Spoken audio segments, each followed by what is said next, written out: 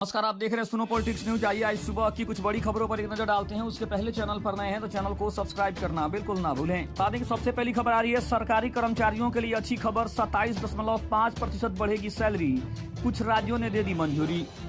बढ़ती महंगाई के बीच सरकारी कर्मचारियों की नजरें वेतन वृद्धि पर टिकी हुई है। केंद्र सरकार के कर्मचारियों को जहां 8वें वेतनमान की मंजूरी का इंतजार है, वहीं कांग्रेस शासित कर्नाटक की सरकार ने 7वें वेतन आयोग की सिफारिशों को लागू करते हुए अपने कर्मचारियों के वेतन में वृद्धि को मंजूरी दे दी है।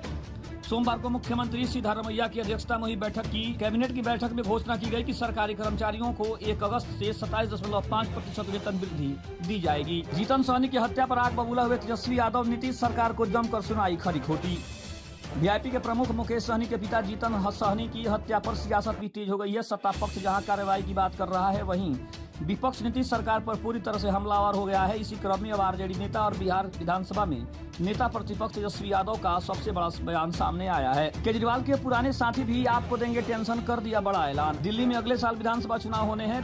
कांग्रेस और आम आदमी पार्टी दोनों ने ही पहले ऐलान कर दिया है कि दिल्ली विधानसभा चुनाव में उनके बीच गठबंधन नहीं रहेगा। कांग्रेस यह भी कह चुकी है कि वो दिल्ली की सभी 70 सीटों पर चुनाव की तैयारी कर रही है। बीजेपी भी इस चुनाव में पूरे दमखम से उतरने का दावा कर रही है। इसी बीच दिल्ली के मुख्यमंत्री अरविंद केजरीवाल के पुराने साथी के ऐलान से आपका टेंशन बढ़ सकता है। 4 दिन 40 क्राइम, पटना से बेतिया की तेजस्वी वाली लिस्ट देखिए। बिहार पुलिस को ऐसे किया कटघरे में खड़ा। में नीतीश सरकार को टारगेट के लिए तेजस्वी यादव ने अखबार में छपने वाली क्राइम की खबरों का कलेक्शन बढ़ा दिया है।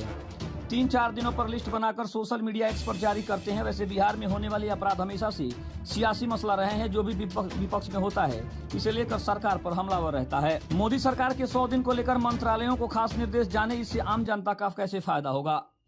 केंद्र सरकार के सभी मंत्रालयों और विभागों के शीर्ष नौकरशाहों को खास निर्देश दिए गए हैं। ऐसा कहा गया है कि वे एक ऐसी प्रभावशाली परियोजनाओं की पहचान करें जिन्हें नरेंद्र मोदी सरकार के तीसरे कार्यकाल के पहले 100 दिन में लागू किया जाएगा। जब ट्री का पेपर नहीं होगा लीक, बीपीएससी ने शिक्षक भर्ती परीक्षा में किया अहम बदलाव।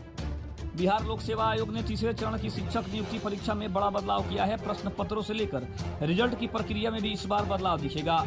प्रश्न पत्रों के कई सेट तैयार किए गए हैं। ये अलग अलग रंगों के होंगे। प्रश्न पत्रों की कलर कोडिंग की गई है। मंगलवार को कार्यालय कक्षा में आयोजित संवाददाता सम्मेलन में आयोग के अध्यक्ष अभिमन्यु ने ये जानकारी दी। बेरोजगारों के लिए खुशखबरी, बिहार डाक सर्किल में 2558 पद पर होगी बहाली। डाक विभाग की ओर से बिहार डाक सर्किल में ग्रामीण डाक सेवकों के 2558 पदों के लिए रिक्तियां निकाली गई है। ये रिक्तियां जीडीएस के 3 वर्गों के लिए निकाली गई है। इनमें branch post master, assistant branch post master और डाक सेवक का पद शामिल है। सीबीआई के शिकंजे में 2 और साथी। एनटीए के ट्रंक ने चुराया था प्रश्न पत्र, एक आरोपी इंजीनियर शामिल हुआ। नीट पेपर लीक मामले में सीबीआई को बड़ी कामयाबी मिली है। मास्टरमाइंड समेत 2 और लोगों को पुलिस ने गिरफ्तार किया है, जिसमें एक मुख्य साजिशकर्ता है।